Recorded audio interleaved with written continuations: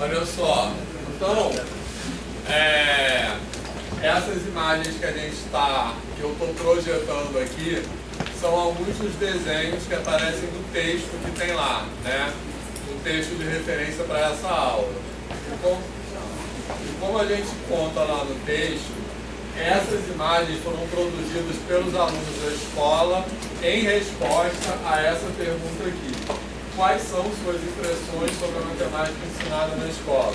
E o Diego pediu para os alunos responderem essa pergunta por meio de um desenho. E esses foram os desenhos que surgiram, representando a matemática, basicamente, ou como um monstro, como uma coisa ameaçadora, ou tipo aquele bicho de 7 cabeças, como uma coisa incompreensível, né? Assim.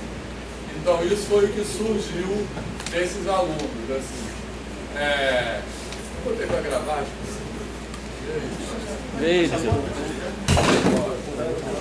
tá vermelho? Tá vermelho? Pô, tá, aqui tá até piscando vermelho aqui.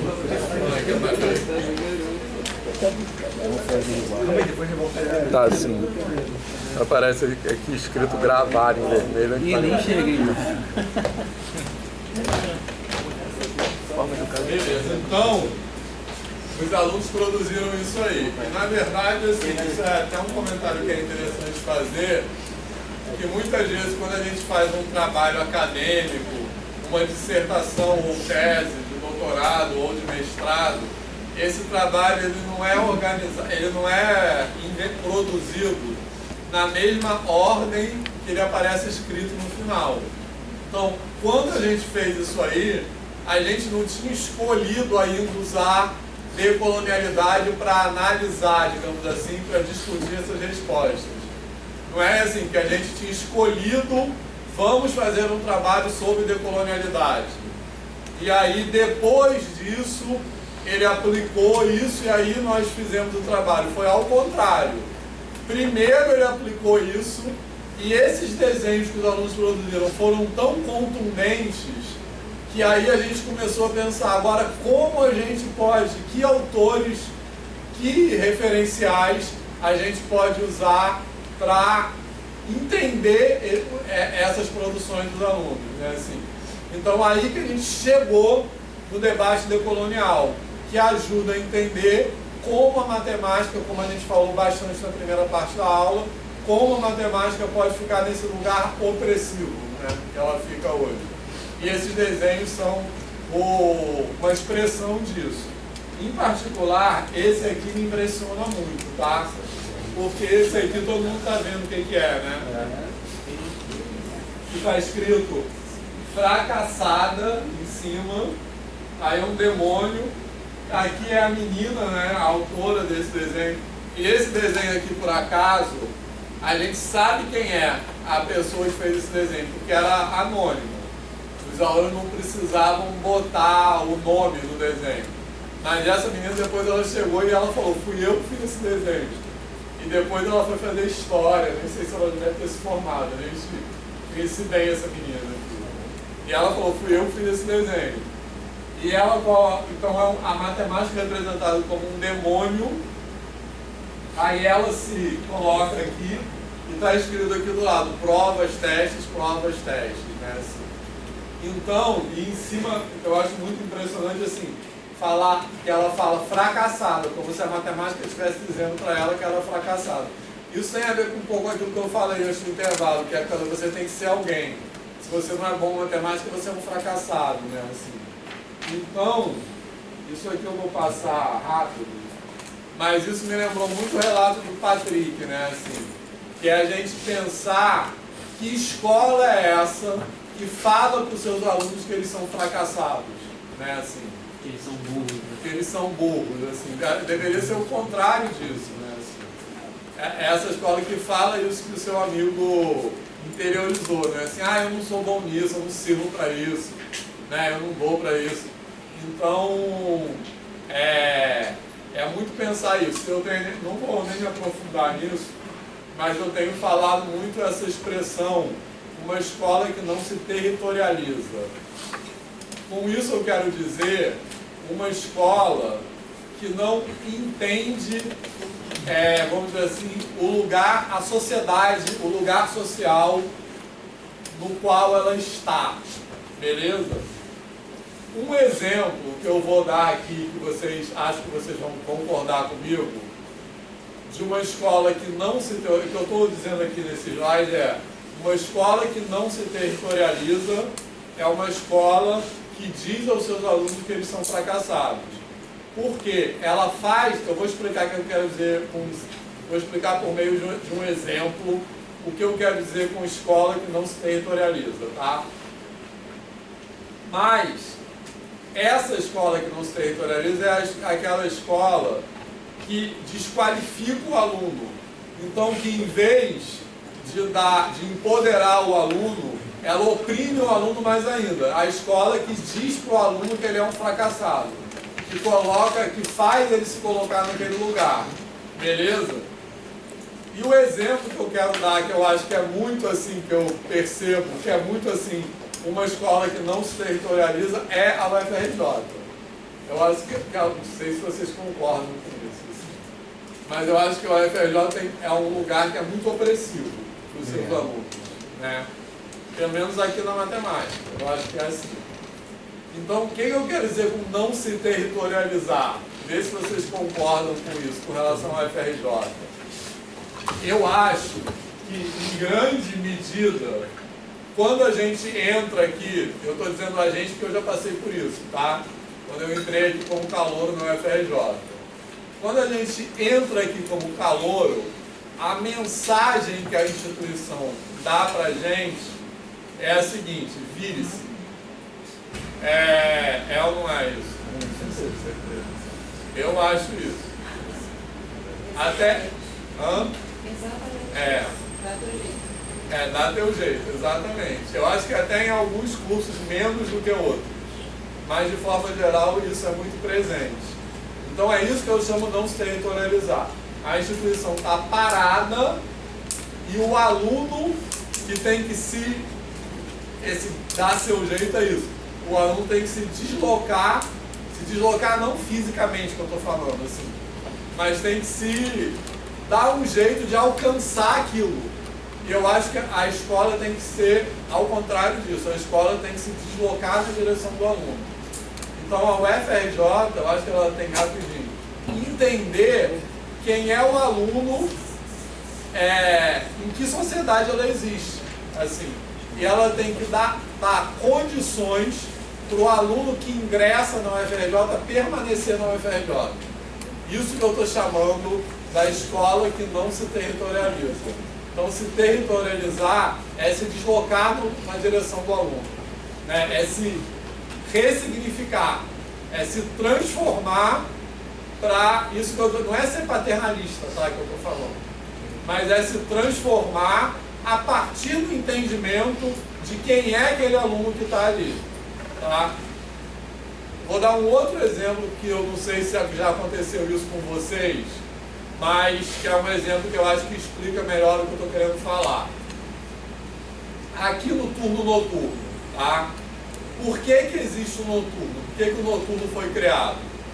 Aqui no CT, o turno noturno foi criado em 1993, né? Assim, eu acho que lá no Praia Vermelha já existia antes disso, tenho certeza. Mas enfim. E por que o turno noturno foi criado? Para atender um aluno que é trabalhador, concorda? O aluno que não pode estudar de dia porque ele precisa trabalhar. Ainda assim, tem professores aqui, não sei se já aconteceu com você, que quando o aluno chega atrasado 6h30, o professor não deixa de fazer prova. Não sei se já aconteceu com vocês isso. Então é isso que eu estou chamando de não ter a escola que não entende quem é o seu público e que ela não se molda, mas não é moldar no mau sentido, não é, como eu falei, ser paternalista, mas ela não se situa com relação a esse público. Com isso a gente tem que aprender com uma coisa que foi falada na aula passada, de educação do campo, que eles devem ter falado sobre pedagogia da alternância, né? Pedagogia da alternância é quando o período escolar, períodos semestres, são adaptados em relação aos ritmos daquela sociedade. Então, isso seria se territorializar. A escola territorializada é isso. Tá? Então, basicamente, é isso que eu quero dizer. A escola que não se territorializa é uma escola que necessariamente diz aos seus alunos que eles são fracassados. Diego. Essa questão do curso noturno, né, gerado para o público trabalhador, é interessante. A mesma coisa na UF, né? O curso noturno lá, justamente por conta desse público trabalhador. Só que na UF, né? Só que nós tínhamos, eu passei 2 semestres lá, 2 anos, 2 semestres, não, 4 semestres, mais ou menos, 2 anos. Passava um trabalho o tempo inteiro para o horário da tarde. Né? Tá, atividades de campo tudo à tarde, então não faz sentido. Né? É isso que ela falou, exatamente isso, desse é o jeito. É isso que a instituição está falando. Se foi gerado para o público trabalhador, pressupõe que durante o dia ele estará ocupado. Né? Segundo, eu já ouvi aqui na própria UFRJ que, na verdade, não foi criado para o público trabalhador, mas para o professor conseguir encaixar a sua grade. Já ouvi, juro. Eu só vou falar com o professor, mas eu já ouvi. Isso não é verdade, sabe por quê? Porque quando foi criado, ninguém queria dar aula à noite. Assim. Ainda tem gente que hoje não dá aula à noite de jeito nenhum, né? Mas eu dei aula nessa primeira turma de 1993, a primeira turma de licenciatura noturna aqui. Eu comecei a dar aula aqui em 92 e eu dei aula para a primeira turma de licenciatura noturna em matemática. E nessa primeira turma, eu era na época professor substituto. Só tinha professor substituto. Nenhum professor efetivo quis dar aula no noturno no primeiro momento. E desde então eu praticamente sempre dei aula à noite, quase todo o semestre. Mas fala. É só isso. Quer que eu conte aqui uma coisa de fim da picada? Eu trabalho nessa casa de Nova Iguaçu.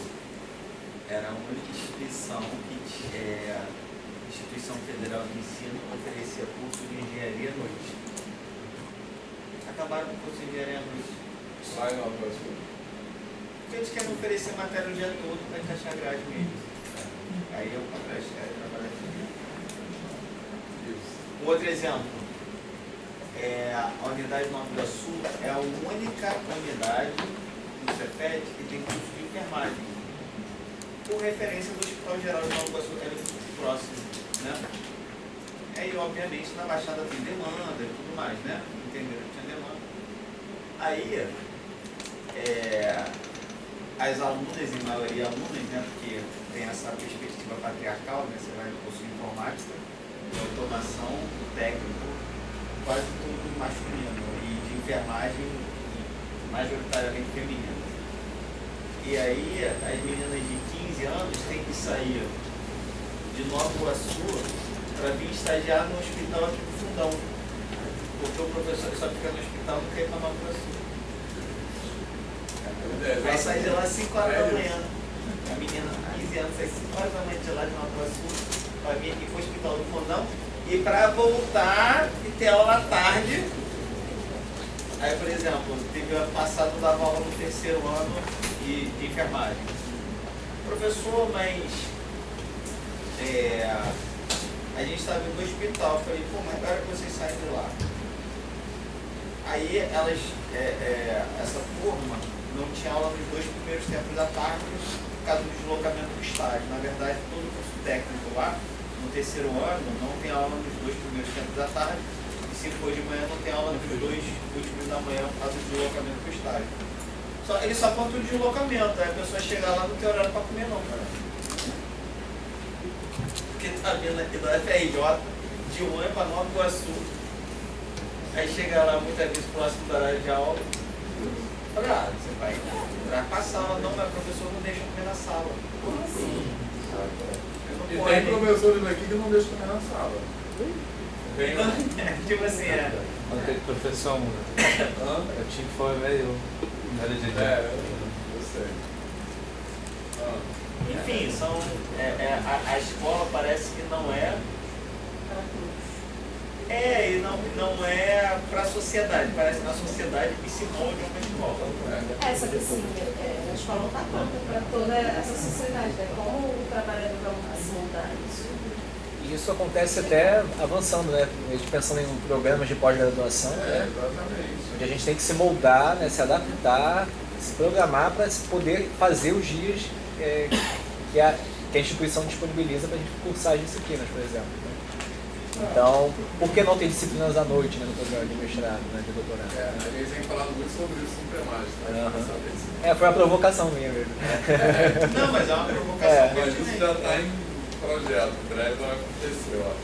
Por vários motivos, né? A gente é orientado por literaturas que indicam que existem os saberes provenientes da prática, que a prática é uma dimensão importante até para a reflexão teórica.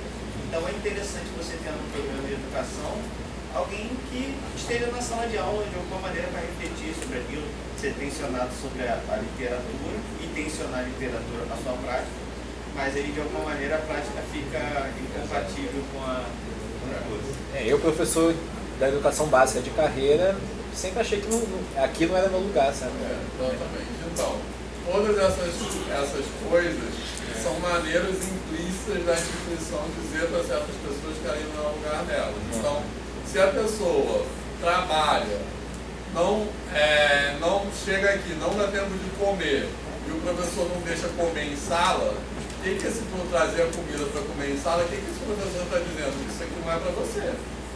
Né? Sem dizer isso, ele está dizendo isso. Sem verbalizar essas palavras, é isso que ele está dizendo. Né? Assim, eu, por exemplo, eu não consigo pensar sem comer. Para mim não existe não comer, não almoçar.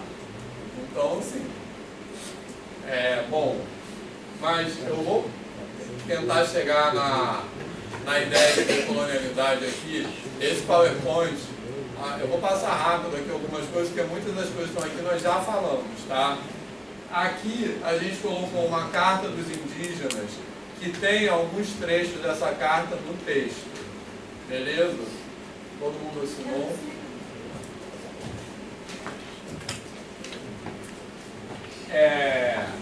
Então essa carta justamente ela nos ajuda a desconstruir essa ideia de descobrimento, né?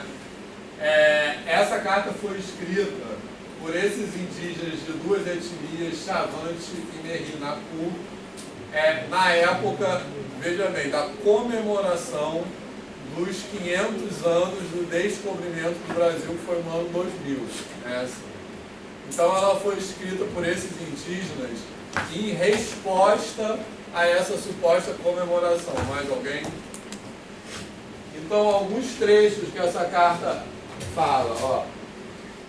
Estamos aqui com toda a vontade na nossa tradição, sem rancor, sem raiva, mas também não estamos comemorando nada. Essa não é a nossa comemoração. Apesar de toda a distância e dificuldade, viemos porque temos que falar com vocês. Estamos aqui para fazer um novo contato. Aí mais adiante, vivemos nesse lugar há muito tempo, muito antes dele se chamar Brasil. Nossos ancestrais andavam aqui em liberdade. Hoje vivemos cercados em pequenos pedaços de terra. Para todo lado que andamos, existem sinais daquilo que vocês chamam de progresso. Então essa ideia de, daqui a pouco, espero que dê tempo, quando aparecer explicando o que é decolonialidade, vocês vão ver que essa ideia de progresso é uma ideia que a gente tem que questionar muito, né? O que a gente chama de progresso, beleza? Então os indígenas, eles estão falando daquilo que vocês chamam de progresso, que é isso que vocês chamam de progresso, que o branco chama de progresso, é o que está, por exemplo, hoje de manhã, a notícia que São Paulo é a cidade mais poluída do mundo, né? Hoje de manhã, por causa das queimadas que estão acontecendo em várias partes do Brasil, grande parte delas provocadas pelo agronegócio, pelo enfim. Então é isso que vocês chamam de progresso, né? E depois, estamos aqui com nossa verdade, isso nos dói, traz dúvidas e dói, porque não sabemos se vocês vão ser capazes de enxergar o que estamos trazendo, né? Então, eu botei essa figura aí, área indígena, que eu acho que é muito importante, que hoje está se discutindo aqui, que eles chamam de marco temporal, né? Está dando uma grande polêmica sobre a demarcação das terras indígenas. É tudo terra indígena, não tem demarcação, assim. Então, qual é a área indígena? É tudo, né? Assim, por causa disso que ele falou, nós já estávamos aqui muito antes de vocês chegarem.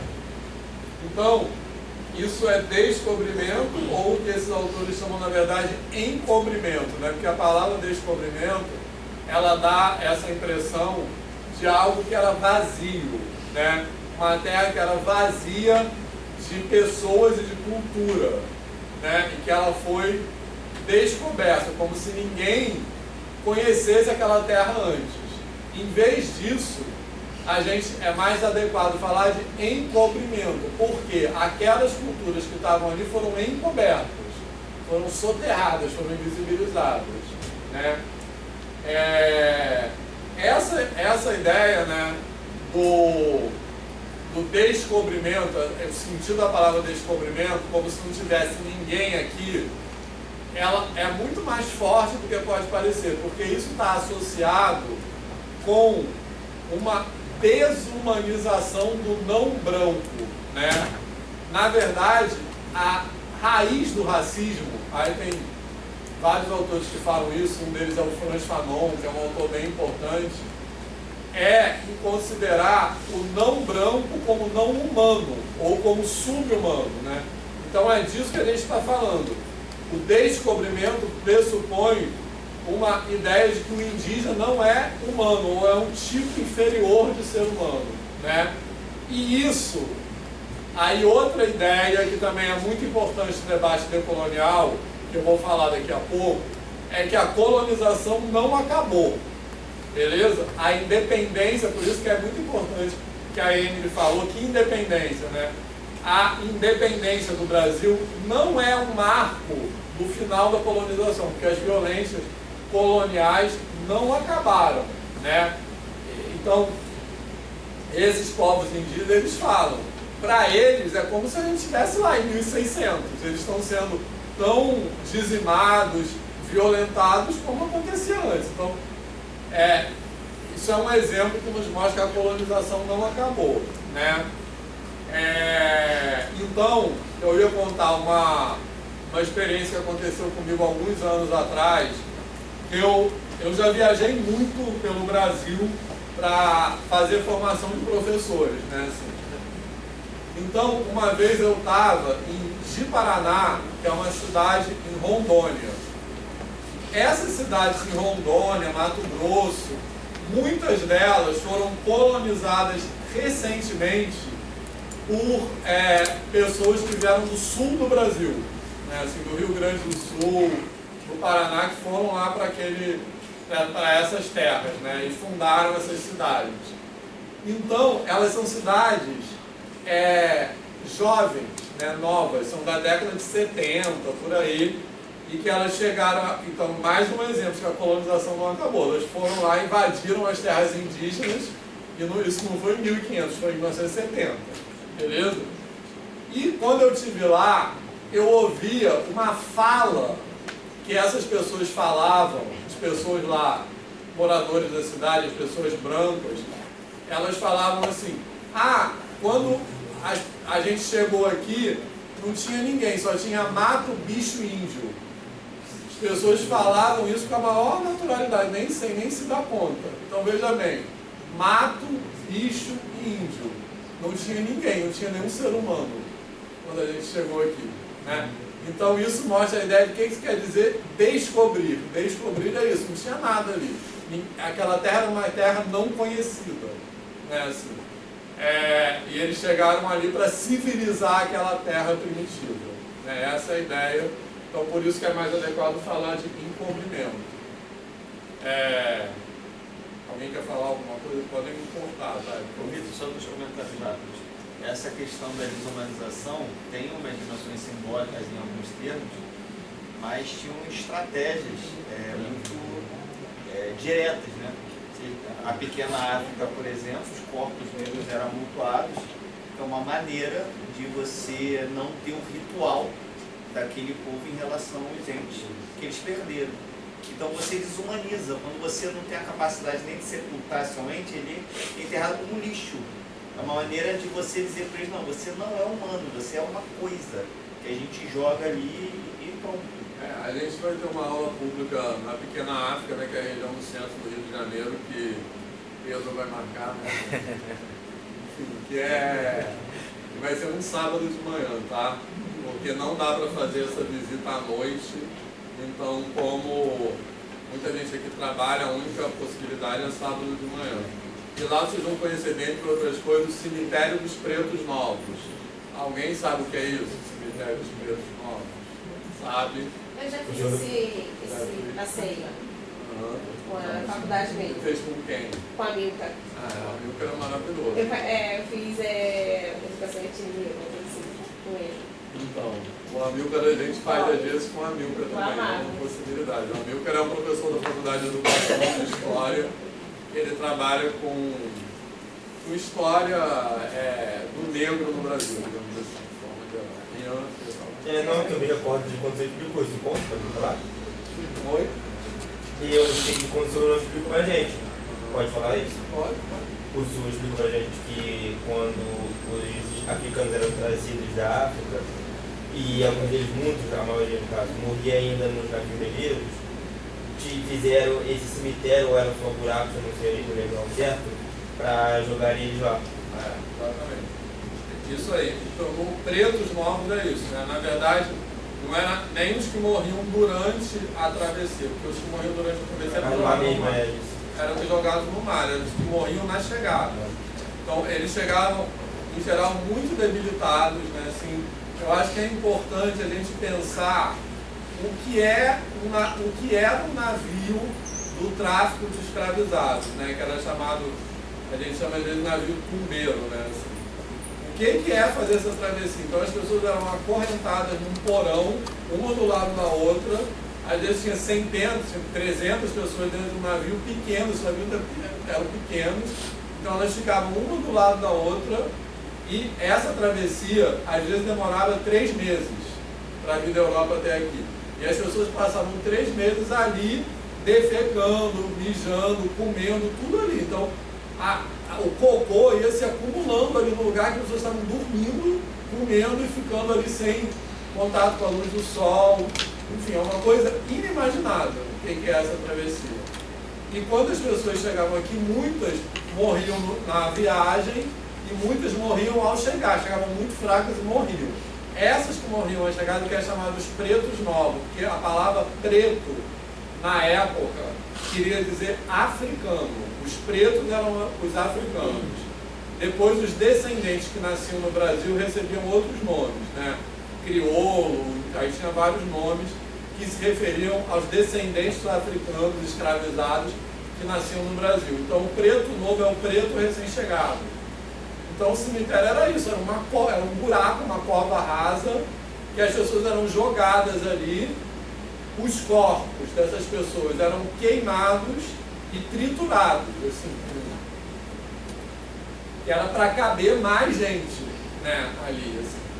Então, como o Everson falou, isso é uma maneira muito forte de desumanização, porque na maioria desses povos africanos que eram trazidos no Brasil, o ritual do enterro era uma coisa importantíssima.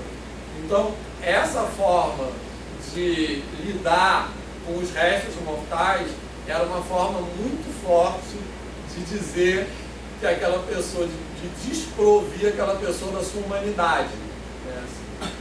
Então, e tinha toda uma discussão lá, que você deve ter ouvido falar, se o negro tem alma, se o índio tem alma. Era uma discussão que a igreja conduzia e depois a ciência conduziu, né? Havia cientistas na época que defendiam que os negros tinham inteligência inferior, toda uma questão assim. Então essa é a desumanização. Onde a matemática estava a serviço da legitimar essa ciência. E aí, Vitor, eu acho que é legal chamar a atenção desde que você falou que não terminou, Por isso que aí vai chegar na questão da colonialidade, não é mais colonização, mas são os efeitos dessa colonização, que as ações podem ter se alterado em alguma medida, que você não tem mais a colonização territorial, você não tem mais a escravização do modo como era.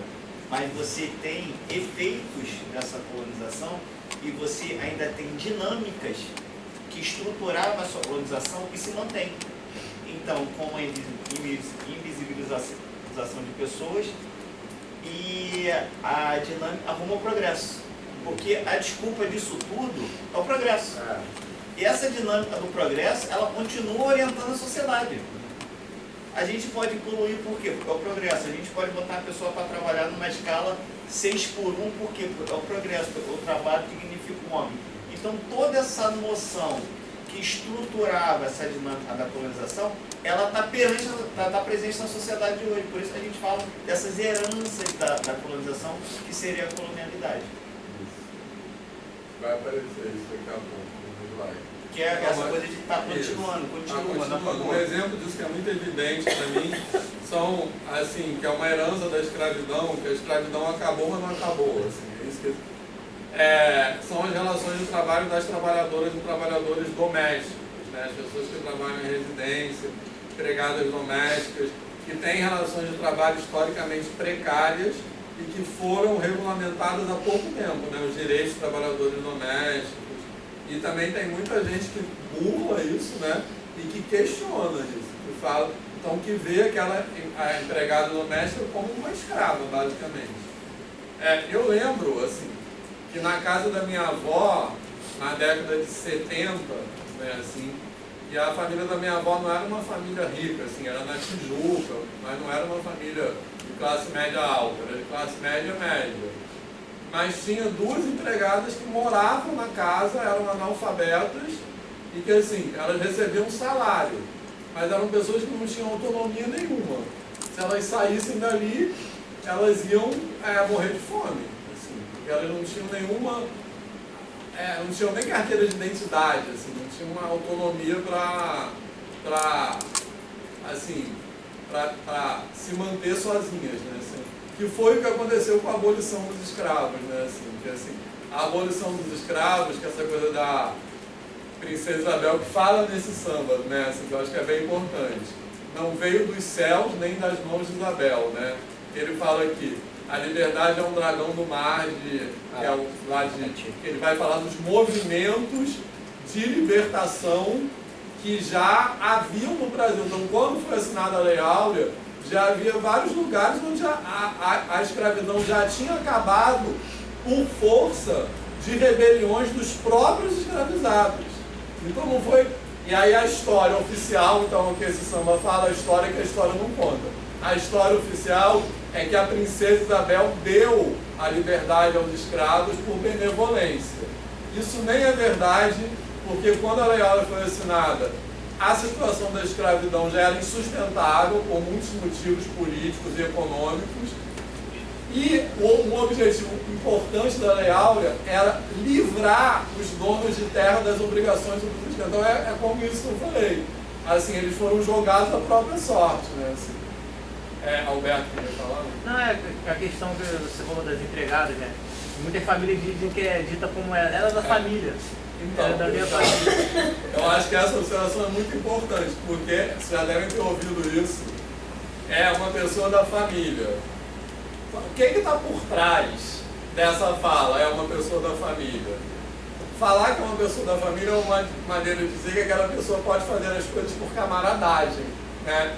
Então, tipo assim, pode ficar além da hora, tipo, é um favorzinho que ela está fazendo, assim, né? Ficar além da hora, fazer trabalhos que não são dignos, por quê? Porque ela é da família, então ela faz de boa, assim. Mas ela só é da família nesse momento, né? Fica em benefício dela, sempre em benefício do contratante. Exatamente. É da família, mas a própria arquitetura é escravocrata. Eu não sei se vocês quarto de empregada, que ele não sai para o centro da casa, ele sai para a área de serviço. Então ela é da família, ela pode morar, mas o quarto dela não sai por meio de uma área de convivência das outras pessoas dessa família. Dependendo das famílias, tem até elevador próprio. só para os serviçais. No Os corredores prédio, são diferentes. Os serviçais não têm acesso nenhum aos Mas moradores. eu acho que hoje não pode mais por lei, não né? pode, é uma lei. Hoje por lei não pode mais. Mas no Minha prédio tia mora na casa dos netos. Mora não, trabalha na casa dos netos do Roberto Marinho e é assim. É tudo separado mesmo. Então, a lei é nos prédios, né? Nos prédios não nos podem. prédios. Tá. agora- Porque nas casas eu não sei. A lei é que a pessoa não pode ser impedida de subir pelo elevador social não, isso é dentro da casa mesmo. É Não uma são, casa. Aí você tem que ter uma lei pra isso, né? É tipo assim, ela vai e serve. Aí quando ela sai, que eles vão comer. Tipo, vão ver.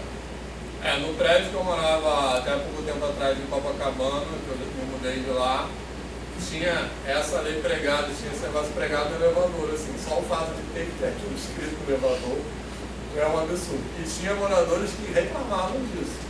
Moradores que iam na reunião de É condomínio bizarro. e as pessoas tinham coragem de falar isso. Isso eu acho impressionante. Impressionante é que nós nos assustamos com esse comportamento deles, mas para eles é natural. Para eles não estão errados. Mas é até difícil a gente julgar, porque eles têm de outra realidade, de outra visão. Mas eles foram criados assim, eles cresceram nessa realidade. E aí, como é que a gente vai combater isso? Porque eu já fico com raiva, eu não quero ter acesso a esse tipo de pessoa. Mas e aí? Chamou de racista. Mas a pessoa implicar que alguém pegou o elevador porque é empregado, você é classista, você é racista. É bizarro, é bizarro. Sei lá. Eu fui criado assim na minha família. E você escolheu sair da bolha, né? Então, eu fico pensando muito sobre isso. Às vezes eu penso, pode ser uma viagem minha. Mas como foi esse start, assim, do nada? Então, isso que eu ia falar. Às vezes eu penso que o que me salvou foi o fato de eu ser gay. Amém. Mas não sei se é isso, não é isso aí. Porque isso foi uma coisa que me fez começar a estranhar aquela coisa ali, entendeu? É porque você buscou outros mecanismos, né? Você teve que se virar, ficou curioso, teve que descobrir. Criou empatia em relação à questão de educação. Exatamente. Porque eu também era estranho. E você se tornou ativista, de certa forma, né? Voltar pelas calças. Eu penso. Show. Sim, mas assim, aqui, nesse samba, né? Eu acho que esse trecho é bem isso que a gente está falando, com versos que o livro apagou.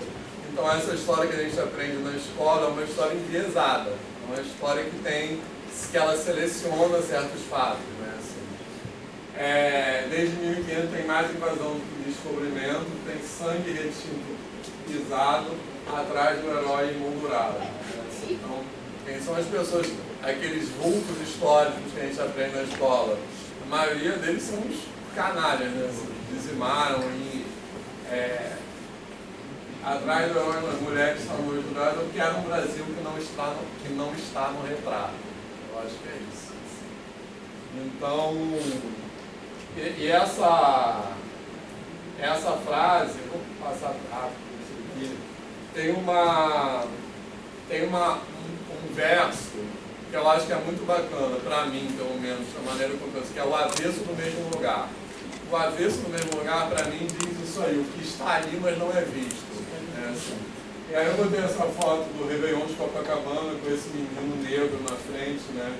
Que possivelmente era um menino que trabalhou ou como trabalhador ou como filho de alguém que estava trabalhando. Então é o que está ali, mas quem é visto são as pessoas que estão aqui comemorando, né? No meio de uma festa. Essa foto não é um prédio. Essa foto é bem famosa.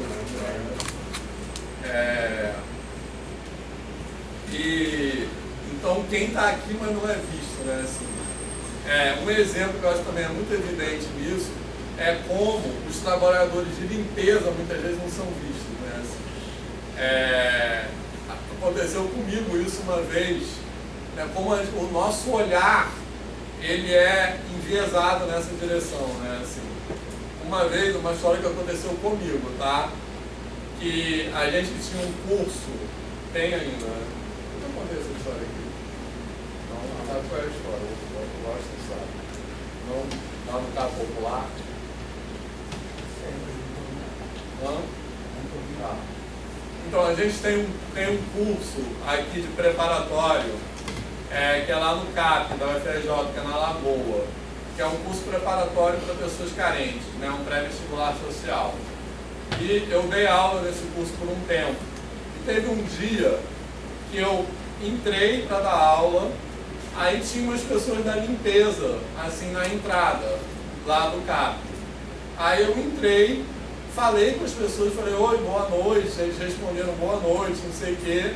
Beleza, aquelas pessoas estavam ali da limpeza, uniformizadas, né, de limpeza. E eu falei com ela, eu olhei para eles, falei, boa noite, boa noite. Aí passei e entrei para dar aula. Passou um tempo, né, entrei para dar aula. Era a primeira aula. E aí eu comecei a pedir para as pessoas se apresentarem. Quem é você? Como é seu nome? Você trabalha com o quê? Aí as pessoas foram se apresentando. Aí teve um que eu falei, e você trabalha com o quê? Aí eu falei, ué, o cara falou, ué, você falou comigo ali agora há pouco. Eu trabalho na limpeza aqui. Eu tinha falado com ele e eu não reconheci ele sem uniforme, porque ele tinha trocado de roupa. Então, é a invisibilização. Então, essa frase é o que está aqui, mas não é visto, né? Assim, e eu acho que a gente tem que pensar o que a gente invisibiliza dentro da nossa sala de aula, que tem a ver com aquela história que a gente estava falando da profecia autorrealizada, né? Vitor, só uma coisa. Como é que essa coisa do avesso tem nos motivado também academicamente, né? Vou fazer propaganda aqui, que é do artigo dele, que para mim é um dos melhores títulos, o artigo é maravilhoso, mas um dos melhores títulos também, que é Caravelas à Vista. Que é isso que apareceu aqui. Mas esse de dentro desse artigo? É um trecho. É um trecho. Porque é justamente você Esse artigo subverter, está lá no Google Classroom. você subverter o lugar da onde a história vai ser contada. Né? Caravelas à Vista em vez de terra à vista. É de você, esse artigo, a ideia é propor, na linha do Samba da Mangueira, tá? É propor uma história do Brasil do ponto de vista dos que foram colonizados, não dos colonizadores, porque é Caravelas à Vista. Eu acho que uma outra maneira que isso moda a gente também envolveu de alguma forma foi como a gente pode olhar para a mesma coisa de lugares diferentes e como esses lugares diferentes podem ajudar a gente. Então, por exemplo, o meu objeto de trabalho lá para os alunos é a matemática eurocêntrica, né? Mas eu posso pensar em saberes outros para pensar sobre essa matemática e sobre o ensino dessa matemática. E a gente fez isso em alguns trabalhos, por exemplo, a gente tem um trabalho que se chama Matemática da Encruzilhada, que a gente usa a pedagogia das encruzilhadas e Exu para pensar sobre matemática. Quer dizer, é você fazer um giro epistêmico para olhar para esse mesmo lugar. Quer dizer, não é que a gente está se afastando dessa matemática, mas é que outras possibilidades reflexivas me ajudam a entender, inclusive, essa matemática eurocêntrica. Eu acho que tem um pouco a ver com esse aviso também. Eu queria perguntar como fazem isso? O quê? Como misturam matemática com Exu, como misturam matemática com isso? Fiquei bem curioso. Então, esse trabalho da Exu é fácil de falar um pouco, assim. vou tentar falar rápido, assim, não sei se eu ainda tenho que falar tudo. Mas, na verdade, é assim, existem alguns autores que trabalham com aquilo que eles chamam de pedagogia da encruzilhada, né? Que é uma pedagogia inspirada na simbologia de Exu, né? Então, em primeiro lugar, Exu, como vocês sabem, é sincretizado no cristianismo com o diabo, tá? Mas isso é um absurdo, porque nas sabedorias de matriz africana, na Umbanda, no Candomblé, não existe diabo, não existe. Então não tem uma associação. Essa associação está no olhar externo, ela não está na origem ali. Exu originalmente não representa o mal, né? Isso que é a primeira coisa que é importante entender. Então qual é a simbologia de Exu? Exu é o orixá que mora na encruzilhada, né? A simbologia de Exu está na encruzilhada, basicamente. Essa encruzilhada, eu vou falar muito rápido, tá? Que é bem mais... Essa encruzilhada, ela não representa a bifurcação, ela representa a simultaneidade de caminhos, né? Então é encruzilhada no sentido de que os caminhos, eles não precisam ir em direções opostas. eles podem se envolver um no outro, né? Assim. Então, essa simbologia de Exu, eu acho que ela ajuda muito a entender como, na nossa forma de ver o mundo ocidental, a gente sempre separa as coisas, né? A gente tem várias separações, assim, por exemplo, muitas que a gente pode falar, mas uma delas, que eu acho que é bem evidente, é homem e natureza, né? Na nossa forma, na nossa, que eu digo eurocêntrica, né? Forma de ver o mundo, o homem é separado da natureza, beleza? Ou o material é separado do espiritual, né? Nas sabedorias de matriz africana, não existe uma separação entre o espiritual, por isso que nem faz sentido a ideia de religião, no fundo, quando a gente fala de Umbanda e Candomblé, porque religião é religação. Nessas sabedorias não existe desligamento, portanto não faz sentido falar de religação. Tanto que o terreiro, né, terreiro de Umbanda, terreiro de Candomblé, é um conceito da diáspora, é um conceito que foi inventado no Brasil, porque eles precisavam se proteger, etc. Em África, o terreiro é o mundo. Não tem uma separação entre aqui eu vou praticar a religião e aqui não. Né? Mais ou menos como na aula de educação indígena, nós aprendemos com os indígenas falar que não tem a escola é o lugar de aprender. Então, nessas sabedorias não tem tempo, não tem separação entre as coisas. Então, a pedagogia referenciada em Exu, ela tenta, por meio dessa metáfora da encruzilhada, que é o entrelaçamento e não a bifurcação, pensar numa forma de ensinar que seja baseada na não separação entre as coisas, basicamente. É isso. Deu para responder? Mas para você dar um mas exemplo. Eu poderia ficar falando mas para você dar um 3 horas. exemplo, né? Não é dicotomia, ambivalência, como você está falando. Então a gente está pensando na multiplicidade. Tá? Então, por exemplo, isso na matemática, né? O que a gente estava discutindo aqui sobre o erro. Não é um ensino dicotomizado em certo e errado, mas sei lá, uma possibilidade de você trabalhar com problemas abertos, que você tenha múltiplos caminhos. Então você pode se referenciar nessa perspectiva para pensar sobre como trabalhar nesse sentido. E o que espanta é o contrário, porque como é que isso tem, o que isso tem a ver com a matemática ou com a academia? Mas a mitologia grega tudo bem. Mitologia grega é uma possibilidade reflexiva, a gente aprende na escola. Por que mitologia urubá não? Por que mitologia urubá não pode ser uma possibilidade reflexiva para a gente pensar sobre ciência? Entende? Então, o que a gente está usando, eu não sou de terreiro, não tenho vivência, a gente não está usando Exu como religião, não é isso. Tá? A gente está usando como conhecimento, como referência de pensamento, como uma possibilidade reflexiva, como uma filosofia. Assim como na filosofia grega, muitas vezes se cita os deuses gregos para fazer esse tipo de referência filosófica mesmo. Só que a gente está fazendo isso com as sabedorias de matriz africana. Essa é a ideia. Complementando o que o senhor disse, né? Tem muito a ver, inclusive, por isso que aqui no Brasil tem muita proximidade. Tem muito a ver com a cultura indígena também. O orixá é cultuado na natureza, que são seus campos de força. Tanto é que normalmente quando você faz alguma coisa, é ir no campo de atuação daquele orixá. Eu acho que a pergunta deveria ser outra. Por que essas possibilidades reflexivas e esses conhecimentos estão segregados da academia? Eu acho que isso que deveria espantar a gente, entende? Então, daqui a pouco, só já está acabando aqui as coisas. Aí eu quero voltar a falar sobre isso, por que isso está fora da academia. Mas enfim, aqui só, finalmente, o que é colonialidade e decolonialidade, né?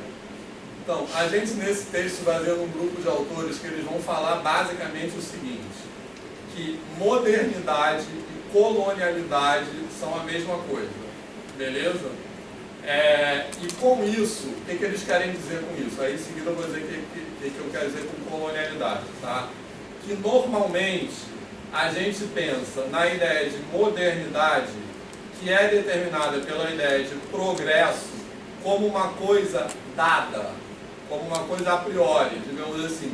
Existe um estado ideal de progresso, de desenvolvimento, e que todos os povos, universalmente, precisam chegar até aquele desenvolvimento, E esse ideal de progresso, ele nessa narrativa histórica convencional e hegemônica, ele é representado pela cultura europeia. Beleza? Então, o ideal de progresso são aquelas arte, música, cultura, ciência, tudo como se fala disso na Europa. Até hoje a nossa referência é essa. Beleza? Então, a modernidade é uma coisa que é dada, que está lá parada no futuro. E para atingir a modernidade, basicamente, os povos que são vistos como atrasados têm que ser tirados do seu lugar de atraso. Então, a colonização é um movimento necessário por isso, que aqueles povos são atrasados, são vistos como atrasados, então eles têm que ser tirados do seu lugar de atraso, né? Assim. E isso justifica todas as violências coloniais, beleza? Então, como aqueles povos estão lá selvagens, primitivos, atrasados, o homem civilizado, que é o homem branco europeu, tem que tirar aquele povo tirar aquelas pessoas daquele lugar de atraso, custe o que custar. Mesmo que para isso seja necessário matar, praticar genocídios, escravizar, etc. Então, essa é a visão convencional. O que esses autores vão falar é que modernidade é ao contrário disso. Modernidade é uma invenção da colonialidade justamente para justificar as suas próprias violências. E isso se dá por meio daquilo que esses autores chamam de o apagamento da história. Então, o que é isso?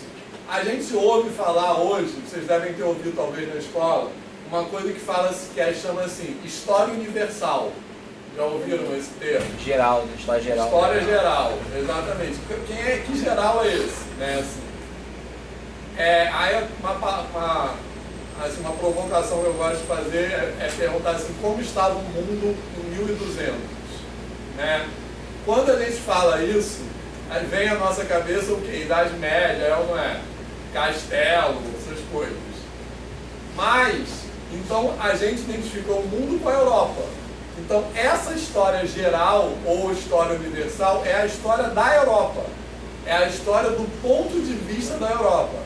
Até as divisões dos períodos históricos são estabelecidas a partir da referência europeia. História antiga, medieval, moderna. Então, isso é a referência europeia. Mas em 1200, o que estava acontecendo na Ásia, na Índia, aqui nesse território chamado Brasil? O que estava acontecendo lá em 1200? Estava acontecendo outra coisa, nada de castelo e coisas possivelmente mais sofisticadas do que aquela.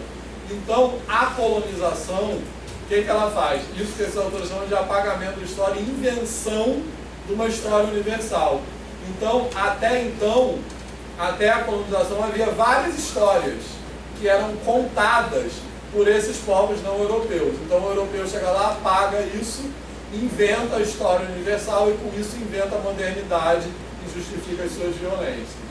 Beleza? Essa é a ideia. E aí, nesse sentido, colonialidade é aquilo que a gente já falou. É os padrões de poder que emergem do colonialismo, mas sobrevivem a esses. Beleza? Então, o que quer dizer? O colonialismo, a palavra colonialismo aqui eu estou me referindo ao colonialismo propriamente dito. Tá beleza? Que é o período que, por exemplo, o Brasil, no caso, era administrativamente subordinado a Portugal. Isso é o colonialismo. Então, o que esses autores vão dizer é que a independência termina com o colonialismo. Formalmente, o Brasil é um país independente. Mas a independência não termina com a colonialidade, porque essas relações de poder sobrevivem elas continuam vindo dessa herança. Então a gente ainda vive sobre o colonialismo, né? Assim. Então, para ilustrar isso, eu coloquei aqui, você tirou foto, depois eu vou colocar lá. Pode tirar foto, obviamente. Mas esse PowerPoint depois eu vou colocar lá, tá? um anúncio de venda de escravos, né, na época. Assim, depois a gente pode ler isso aí, é bem aterrador. E aí eu coloquei isso aqui, uma questão que foi de um vestibular da UERJ, que trabalha com essa ideia de empreendedorismo, né, que eu tenho horror a esse negócio de empreendedorismo, desculpe aí. Não que as pessoas não devam empreender, mas o empreendedorismo é colocado como uma virtude. E novamente o empreendedorismo é uma forma de dizer para a pessoa, dê seu jeito, assim, vire-se aí. Então essa coisa da uberização das profissões, né, que são relações de trabalho, que são novas edições da escravidão, né, assim, que o empregador não tem nenhuma responsabilidade, o motorista de Uber, se o carro quebrar, é tipo, foda-se, dê seu jeito. Né? Então é um pouco isso, tipo, quem faz Uber aí? Então não é assim?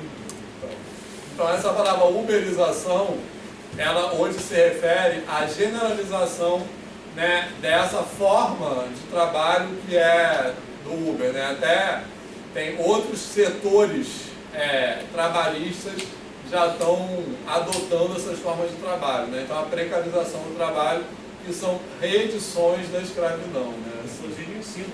Inclusive educação, exatamente. Muitos professores, muitos estudantes estão se submetendo, infelizmente, a serviços e trabalhos sem mínimo de segurança como o Uber, uma questão de sobrevivência. Eu vi isso acontecer na empresa que eu trabalhei. Assim que eu comecei a ter contato com temática em 2019, eu trabalhava numa empresa que tinha tutores online, né, respondendo alunos. Eu era aluno desses tutores, depois eu passei a ser líder de tutoria, não aguentei sair. Mas nós éramos contratados em carteira, recebendo salário, benefícios e tal. O setor de tutoria contava com cerca de 100 tutores, pessoas contratadas em uma grande empresa de educação aqui no Brasil. E aí a empresa começou então a contratar emergencialmente tutores autônomos, pessoas com MEI, mas que faziam o serviço do tutor ganhando R$2,50, R$2 por pergunta respondida lá na plataforma. A empresa achou isso ótimo. Aí o que fez? Demitiu mais da metade dos tutores e começou a trabalhar basicamente com tutores, apenas tutores autônomos. Eu conheço muita gente, professores de escolas privadas, alguns deles que eram professores daquela escola há muitos anos, que eles foram demitidos para ser recontratados nesse esquema de trabalho. Isso é crime. Fábio. Eu tenho uns amigos que eles são da área de TI, né, e tudo mais, eles estavam falando justamente isso, que pouco tempo atrás eles eram contratados como CLT normal, tal, tinha os benefícios deles. E todos eles agora eles foram demitidos, tiveram que abrir um PJ para poder ser contratado para ficar numa escala de CLT, num horário de CLT, sendo PJ e ganhando menos. Assim, ele é jurídico, mas então, ainda assim tem. Justamente isso que eu quero dizer com esse sentido. Eu falo assim, eu odeio esse negócio de empreendedorismo. Não é que eu não acho que as pessoas não têm que ter iniciativa, não é isso que eu estou falando. Mas o empreendedorismo, ele adquiriu um sentido na nossa sociedade, é que isso é uma coisa idealizada como uma virtude. Que é isso, o cara que faz isso é porque ele está se esforçando, é porque ele tem que, entendeu? Então você tem que se virar, né, basicamente. Então isso aí é uma coisa que é vista como o cara que faz isso, que o trabalhador que se submete a isso, ele ainda é visto como uma coisa assim louvável, né, ele fazer isso. É porque ele não tem outra opção. Na verdade é isso. Enfim, mas aí... Ô Vitor, só uma coisa sobre o empreendedorismo, eu acho que é uma discussão muito longa, mas é uma coisa que me agonia muito hoje. Eu acho que também tem a ver você trazer o FENAC, a gente está discutindo o progresso, o empreendedorismo está estruturando hoje essa noção de progresso que a gente tem de alguma maneira. Por quê? Vamos lá, vamos discutir esse progresso. Esse progresso é para onde? E é para quem? Em que sentido? Os povos originários são atrasados. Cara, o lugar que a gente vive, a gente está destruindo, cara. A gente está destruindo o lugar que a gente vive e aquele povo que cuida do planeta é atrasado. E a gente normaliza e trata como algo, sabe, tem uma essencialização dessa noção de progresso, inclusive um progresso tecnológico que vai deixar todo mundo amínguas, né? Você pega a inteligência artificial, vai acabar com o emprego.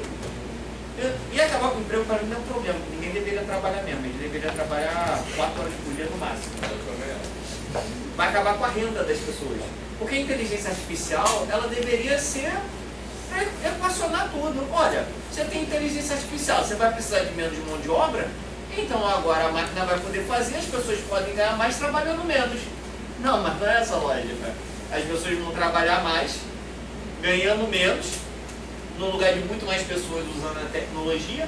Então esse progresso, a gente está progredindo enquanto humanidade, a gente tem inteligência artificial. Isso vai ser bom para quem? O PIB está alto? O PIB está alto, você pega aí um país aí, corta aí tudo, a Argentina, corta tudo, corta verba para questões humanitárias essenciais para a vida. Você corta a bolsa, corta auxílio e fala, não, agora eu tenho superávit. Superávit é bom para quem? Isso é que qualidade de vida? Então, uma questão é, esse progresso é progresso em que direção e quem está se beneficiando desse progresso? Seria, sei lá, viável dizer então que o progresso está diretamente ligado ao capitalismo? Sim. Esse progresso? Esse progresso, exatamente. Então, aí você vai ter autores, né, que vão dizer, olha, o capitalismo orienta o racismo, e você vai ter outros autores que vão dizer o racismo orienta o capitalismo. Né? Porque a gente tem uma sociedade no Brasil, enquanto o Brasil, por exemplo, é estruturado em função dessa raça. Né? A gente parte um pouco dessa suposição desses trabalhos sobre decolonialidade, e por isso a gente usa essa teoria para discutir essas dinâmicas de poder, no entendimento de que não há nada, pelo menos aqui no Brasil, na América Latina, por exemplo, que não seja de alguma maneira orientada por essa dinâmica racial que a gente foi fundado dessa forma. Agora é óbvio, né? Isso está de mãos dadas com o capitalismo. Esse progresso é um progresso do capitalismo, e é bom para quem? Né? Então, essa uberização agora, essa coisa do empreendedorismo, é uma maneira de você lidar com isso com o povo. Acabou o trabalho? Não tem problema, você pode ser empreendedor. Mas vai acabar o trabalho e vai acabar a renda. E sobre isso, acho que é importante dizer que o capitalismo precisa de uma hierarquização social. Ele não se sustenta sem uma hierarquização social. Então, a própria origem do racismo está muito ligada, que a gente não vai dar tempo de falar muito aqui hoje, pelo menos, ao desenvolvimento do capitalismo, né? Que precisa de ter alguma forma de colocar indivíduos na sociedade como inferiores em relação ao outro. Então a raça foi uma invenção para isso. Né?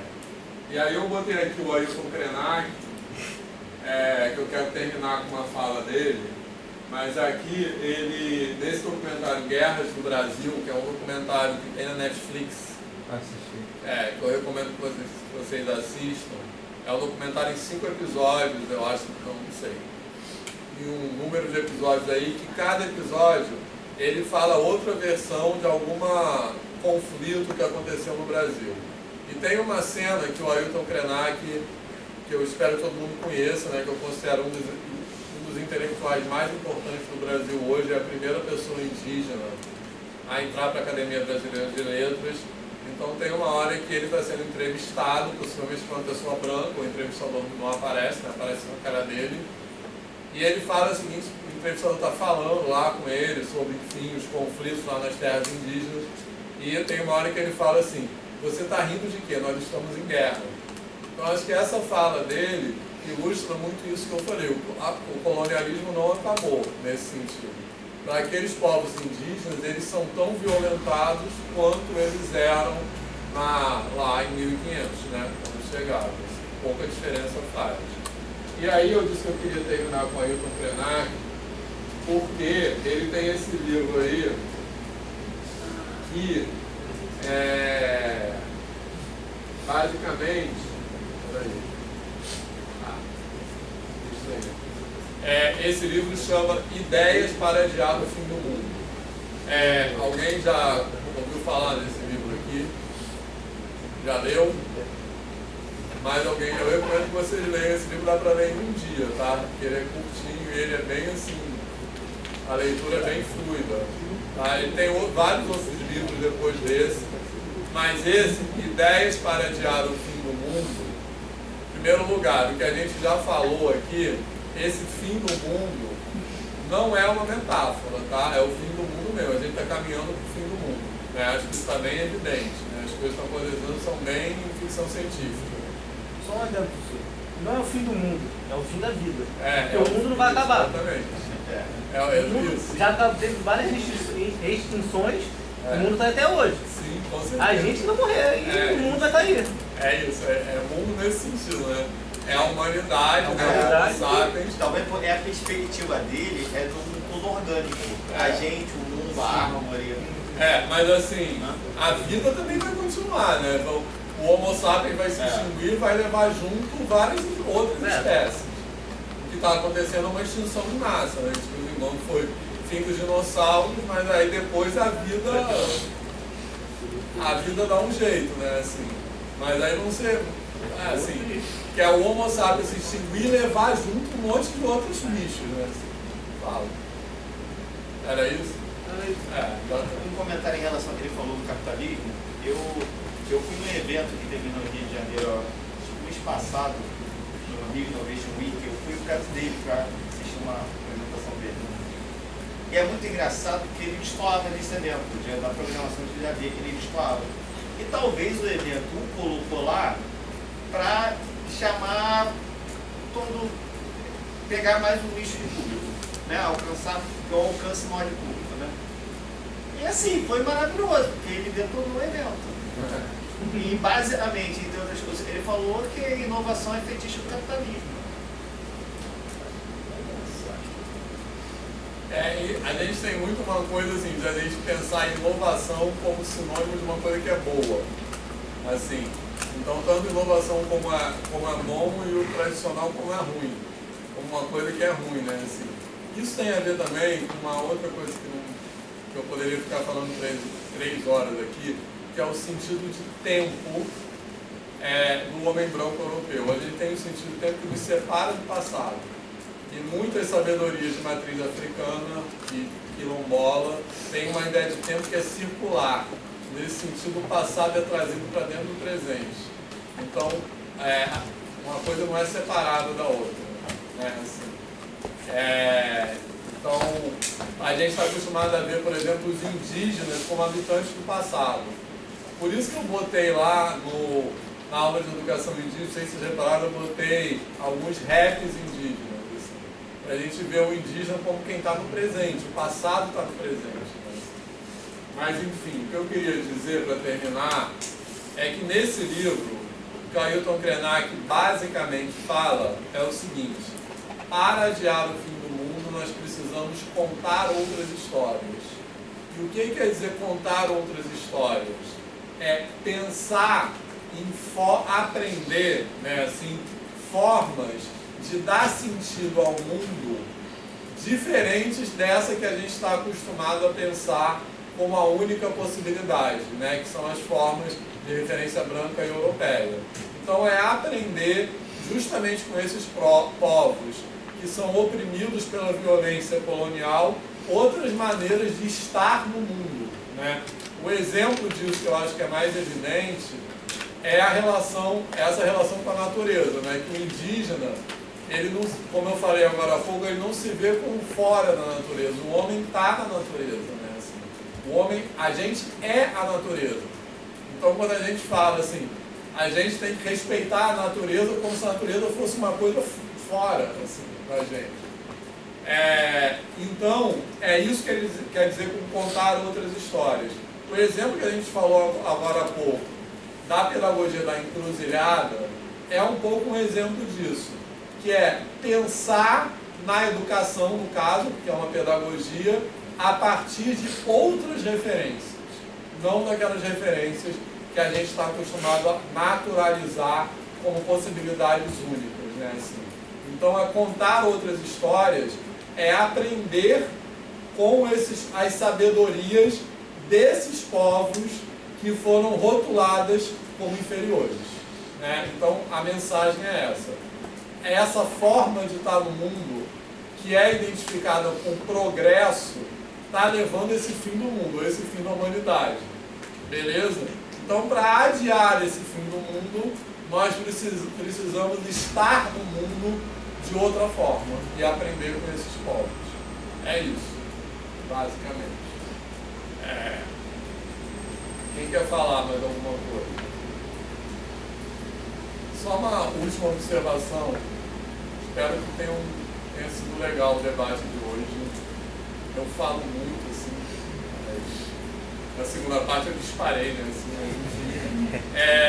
uma última observação que, de propósito, eu quis colocar essa aula sobre decolonialidade depois de pelo menos ter a aula sobre educação indígena. O ideal seria que a gente já tivesse tido aula de educação quilombola também, que vai ser semana que vem. Mas por causa da agenda dos convidados não foi possível. Porque eu acho que isso que a gente está falando hoje dá para entender melhor depois dessas discussões, entendeu? Então, por isso que eu não poderia ter começado com essa aula. Mas eu acho que ela faz mais sentido a gente já tendo visto aquela fala dos indígenas, etc. Muito viagem isso tudo para vocês? Faz sentido? Faz sentido, né? Tá fazendo algum sentido? Acho que quando a gente entra nessa ideia crítica, né, de analisar o nosso redor e principalmente o que a gente pode fazer para mudar, essa aula acho que é um exemplo disso, né? Mesmo que seja assim, algo pequeno comparado a grandes movimentos, eu acho que a longo prazo o efeito é muito gratificante. Eu, por exemplo, desde que comecei essas aulas, eu tenho tido uma ideia muito melhor sobre a educação, sobre o ensino. Eu falei isso na aula passada, sobre como a educação ela é maleável, muito diferente do que eu pensava antes, sabe? Justamente para ela se encaixar nessas culturas diferentes, realidades diferentes, eu acho isso muito legal. Eu tive uma aula semana passada em que a professora tinha dito uma coisa que eu achei muito interessante, que ela falou brevemente, né? Ela falou, tipo assim, muitas pessoas partem do princípio de que não dá mais para mudar. Caramba, é uma causa perdida, sabe? Não tem um porquê lutar. Mas a gente não percebe que as coisas que a gente tem hoje foi justamente por conta de luta, sabe? Então, tipo assim, se isso já foi por conta de luta, tem como lutar mais, tem como mudar mais, tem como melhorar, sabe? Eu acho que essa é uma ideia muito legal. Com aula de quê? Foi filosofia da educação. É isso, é muito bom. E outra coisa, não é uma escolha que a gente faz, eu vou estar num lugar neutro, como se isso fosse possível. Né? Alguém falou uma da industrialização do ensino. Teve a Lívia, uma orientadora de doutorado, ela falou sobre ensino profissionalizante. E ela faz todo um histórico, né, na relação entre a colonialidade e também o ensino. E aí traz a escola técnica nesse contexto da industrialização. Que é uma escola técnica que replica muito uma dualidade estrutural, uma dualidade educacional. Então você tinha estratos sociais diferentes e agora você precisava de escola para esses trabalhadores, porque você precisava de gente para operar máquina. Mas essa escola para essa galera não era uma escola para emancipar, era uma escola para dar conta de trabalhar dentro do capital. Então, assim, de que maneira a escola na qual a gente está trabalhando é componente de uma engrenagem de preparar simplesmente alguém para o capital, sabe? E essa questão independe da sua escolha. Independe. Como é que o currículo é orientado? Quem escolheu aqueles assuntos? O que cai isso no vestibular? Quais são as coisas que são importantes? Que tipo de trabalhador você vai formar? Você não tem como escolher, não, eu vou escolher trabalhar numa escola neutra porque eu só vou falar de matemática e minha atuação não é política. Não, a sua atuação é política, porque a escola é uma engrenagem dessa sociedade que tem todas essas tensões de classe, de raça, tensões econômicas. E a escola está ali nisso. Inclusive, a serviço, muitas vezes, dessa estrutura dual. Então, assim, eu imagino que... Estou falando isso de hoje, tá, gente? Eu me formei, eu me graduei, tem muitos anos. Eu me formei tem 21 anos que eu me formei. Então, assim, eu terminei com 20 anos. Então, assim, quando eu terminei matemática, cara, era muito legal só fazer conta. Eu achava muito legal. Eu acho matemática legal até hoje. Eu acho muito legal, eu gosto da aula de matemática. Mas eu acho que isso esgotava ser professor. E com o tempo eu falei, cara, não esgota, porque matemática aqui é o menos relevante. Porque matemática aqui é um modo de formar um cidadão. Então eu posso formar por meio da matemática, por meio da sociologia, por meio da filosofia. Então que matemática eu quero ensinar e de que maneira eu vou formar um cidadão crítico, inclusive para criticar essa escola militar. Então assim, o que eu penso sobretudo na licenciatura, não é uma opção. Se você vai trabalhar enquanto professor, você é um sujeito político. Se você vai atuar enquanto matemático, ou matemática aplicada à computação, tem todas essas tensões sociais na programação. Sabe? Você vai programar em direção a quem? A serviço do quê? Né? A gente teve várias discussões sobre inteligência artificial, questão de raça, inteligência artificial. Então, assim, não existe profissão neutra, sobretudo a profissão de professor. Eu acho que não é que isso vai preparar a gente para dar caminhos e a gente saber o que fazer. Vai preparar a gente no sentido de começar a pensar, essa minha profissão é uma profissão de atuação política. É isso, isso me ajuda hoje a pensar. Eu acho que até na própria graduação mesmo já tem isso, né? Ainda mais uma federal do tamanho que é o APJ, entrando aqui, pensando que não vai se envolver, pelo menos minimamente, com a política, Cara, mas hoje... Mas tem pensando em tudo político. Mas hoje isso está mais evidente. Talvez por causa da polarização, acho que de 2013 para cá, as tensões políticas são mais evidentes. Mas eu estou falando do alto da minha ingenuidade, tá? Para mim, quando eu terminei a graduação, ser professor de matemática era aprender um conteúdo e passar um conteúdo. Era isso, a atuação do professor de matemática. Então, no caso da FRJ, é interessante falar, porque assim, na minha visão, pelo menos no curso de matemática, eu sou de outros cursos, mas o curso de matemática da FRJ é um curso completamente excludente. É um curso para você sair, por isso que a maioria não se forma aqui. Tipo, eu não sou daqui, eu sou de Pernambuco. E a maioria dos meus amigos estão na UFPE. Cálculo na UFPE é só no terceiro período. Aqui é no primeiro. No primeiro período deles, eles têm matemática básica. Então o pessoal que não teve base matemática, aprender. Segundo período, eles vão ter aprofundamento. E aí terceiro, eles têm cálculo. Aqui não, aqui você já toma um porradão e aí metade da luz vai embora. Você é da licenciatura também? Eu faço licenciatura e o pessoal que está comigo faz licenciatura. Tá, e outra matéria que eles têm que não tem aqui prática de ensino. Que é tipo assim, toda aula vai um aluno para frente, escolhe um tema qualquer e dá aula para a turma. E é para, tipo assim, você é professor, então você pratica ser professor. É o que o Vitor falou do território, né? Então você faz a dinâmica mais perversa. E antes esse cara não entrava. Agora você fala o seguinte, não, esse cara pode entrar, né? Esse cara não teve acesso, não teve uma determinada estrutura, não pode ver certas coisas, ele vai entrar, mas aí depois que ele entra, você não faz nada, você age da mesma maneira como agia antes da quota. Então o que você está dizendo para esse cara? Ó, você entrou, mas aqui não é sua lugar, você entra e você sai. Eu perguntei para ela, que ela viste tudo, porque ela aprovou a primeira matéria dela no sexto período. Eu, cara, tá reclamando de quê? Então, não sei o que, quantos alunos tem na tua turma? Tem 60. Aí eu olho para cá, não tem nem 60 alunos aqui. Então, juntando vários cursos.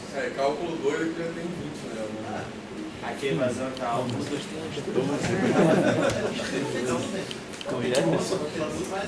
A matemática se forma por ano, acho que por semestre, 3 É, só gente. bacharelado é mesmo. Tipo assim, eu sou do interior, né? Sou lá, do interior não, é capital lá. Eu conheço, quase que eu fui morar lá. Porque em 2018 eu tinha saído do Rio depois da eleição. E aí uma opção era ir para Caruaru, que eu conheço. Inclusive a gente vai receber convidados aqui lá da UFTL Caruaru. Daqui a 2 semanas, que é o Ivanil, que tem um grupo lá de educação afro-referenciada, que é a aula. Acho que sei, né? Ivanil Carvalho. Pelo menos você não vai em Balneário Camboriú. Não, eu adoro Caruaru, sério, já fui lá algumas vezes. Então, uma das diferenças gritantes que eu vi falando com meus amigos de lá do que eu vi aqui. Porque, aqui tem muito mais escola do que lá. Mas o curso continua a mesma coisa.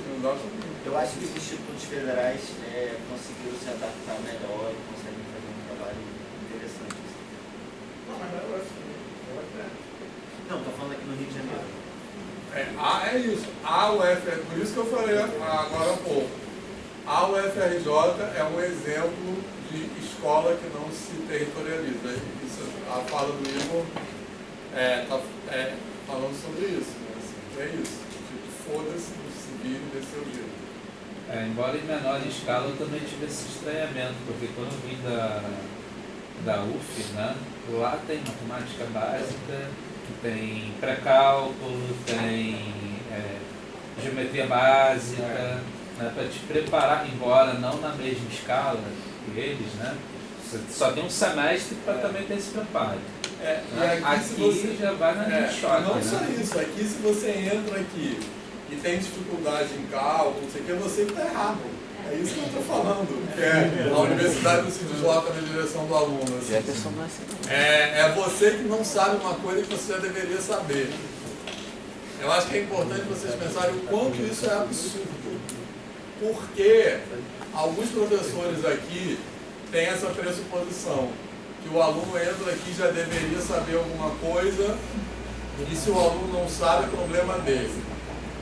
Acho que a gente tem que pensar que não cabe aos professores julgar o quanto deveria saber ou não. Se o aluno passou no Enem, ele tem direito de estar aqui. Então, não tem nada que ele deveria saber, isso já foi filtrado, vamos dizer assim. Ele fez matrícula, então a pessoa tem direito a estar aqui, mas os professores, alguns colegas, falam assim, esse aluno não sabe isso, então ele não faz jus. Ele não deveria estar aqui. Então, é muito perverso, né? Isso que é a escola que não se territorializa. E o pior disso na licenciatura é a cultura que você perpetua. Porque você sai daqui, o que conseguem terminar, então é isso que eu posso fazer de melhor para o aluno, dar porrada nele. Que é a adaptação, é a sobrevivência. O cara sai, o que ele aprende enquanto professor, implicitamente, é isso que eu posso fazer de melhor para um aluno é dar porrada nele e reprovar bastante. Paloma, né? Queria falar? Não sei se você levantar o braço. Quando eu fiz cálculo 1, quando eu entrei, né? O meu primeiro cálculo foi assim, tenebroso. E aí eu fiz cálculo com o Vitor, foi o que eu passei. E o Vitor, tipo assim, ele deu matérias antes, né? Que deu, tipo, equação de segundo grau. Entendeu? Tipo assim, coisa que quando eu cheguei sem ter, e o professor já começou, limite. O que é isso, gente? Isso não tem, não existe no ensino médio, limite. E com o Vitor foi tipo, muito mais tranquilo, porque ele tipo, parava a aula e falava, vocês já aprenderam isso? E explicava. O que é mais surreal é que o professor vê que a turma tem dificuldade de construção. Mas ele vai dar cálculo, ele vai dar limite derivada. Tipo assim, certamente as pessoas não vão entender. O professor parece que gosta da reprovação. Tem um prazer em ver o aluno reprovar, tirar nota baixa. Parece que... Status de bom professor, o reprovador. Porque acho que tem que manter o nível, né? Essa coisa. Eu já vi muito isso. É porque tem que manter o padrão. A matéria é muito difícil, então tem que reprovar muita gente. Isso aí. Então, acho que é isso, né? Alguém quer falar? Obrigado pelo trabalho, pessoal. Até semana que vem.